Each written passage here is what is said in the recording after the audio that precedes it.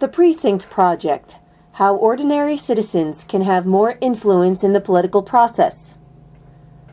We've had corporate bailouts, record deficit spending, and federal debt ballooning by the minute. The national takeover of healthcare and other areas of citizen life, the ongoing interference by the federal government in how we educate our children and provide for our families, the refusal of elected officials to deal with our national immigration problems, record numbers of citizens on food stamps and other forms of public assistance. Did you know that there are 3 million good-paying jobs currently available in America that our citizens are not qualified to perform? This is true while we have higher unemployment numbers than most of us can remember. How many of us trust our elected officials to solve these seemingly overwhelming national, state, and local issues? We are frustrated with our ability to get the necessary change we need in our country and our ability to be heard by those who can affect these changes. I'm going to tell you a little-known secret regarding how you can increase your influence in our political system by 1,000-fold. How many times have you walked into a primary election ballot booth with either no choices but the incumbent, or perhaps a candidate you don't even know? Aren't you tired of voting for the lesser of evils in the general election? Where did these candidates come from? Candidates originate in the local county committees of the two major political parties, either intentionally or by lack of action. The state political committees, related to but separate from local county committees, may endorse and finance candidates before the primary election and before you have had a chance to learn about any possible competitors who would want the opportunity to ask for your support. This endorsement process has the unintended consequence of discouraging good citizens from seeking public office if they don't have the right political connections beforehand, and encourage corrupt crony politics. It also perpetuates a system of patronage and favoritism that corrupts all aspects of government and political life. The political committees, both county and state levels, are nothing more than private clubs composed of like-minded people who are interested in politics. There is one major difference between the committees and private clubs, however. The taxpayers are forced to finance their primary elections. In Pennsylvania, the Republican State Committee elects members in the counties. The rules of the committee are dictated by their bylaws, which are public information. Each county is allocated a number of representatives based on the number of registered Republican voters in the county during gubernatorial primary elections. In addition to the state committee, each county has its own fully autonomous committee. Their rules are determined by their adopted bylaws. In most counties, there are 2 committee people elected in every precinct.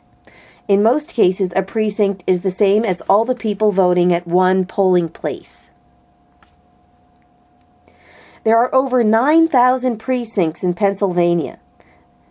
That gives over 36,000 citizens an opportunity to be elected representatives in their Republican and Democrat county committees.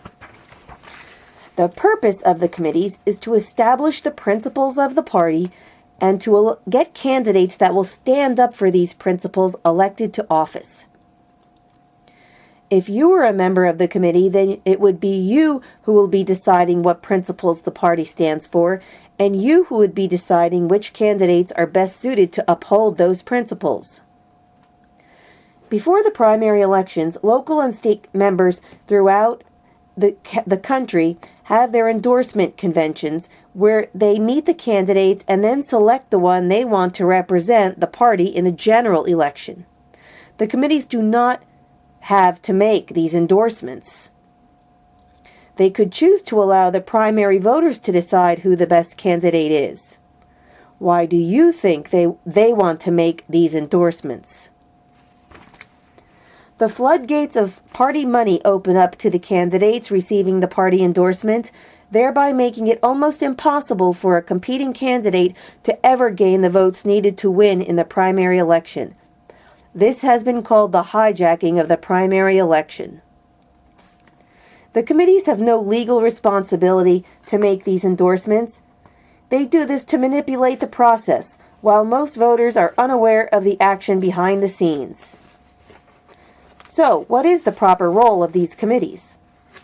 The proper role would be to allow a competitive primary where each candidate has to demonstrate how they campaign on a level playing field and work to garner the electorate's support. This system allows the free market to operate naturally. It will show us what candidates are made of. It will get the electorate more involved when they realize their role is far more important now that their rightful place in the process has been restored. It forces candidates to compete for the voter support, not the establishment support.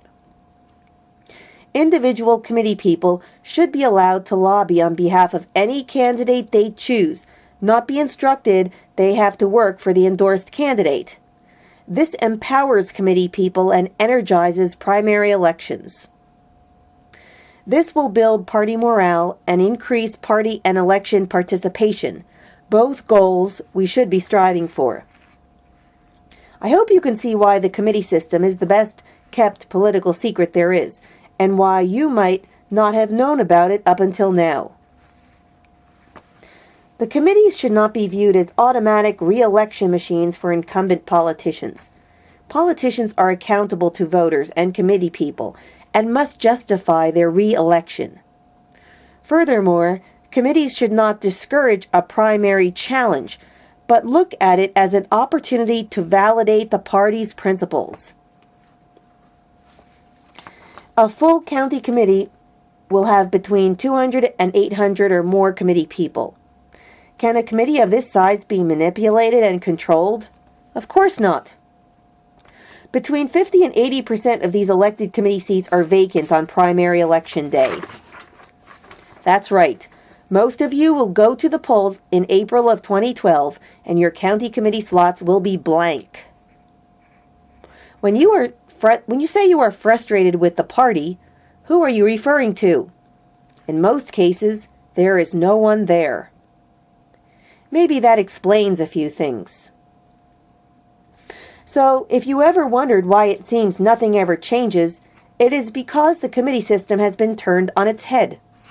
Instead of being the grassroots operation it was intended to be, it has degenerated into a status quo operation. The committee system remains our greatest and only peaceful opportunity to take our government back, a system put in place generations ago for the people, but neglected and ignored in our lifetime. The choice is ours. We can continue to fight with a dysfunctional committee system that promotes the status quo, or we can take back what rightfully belongs to the people, our local committees and our primary elections.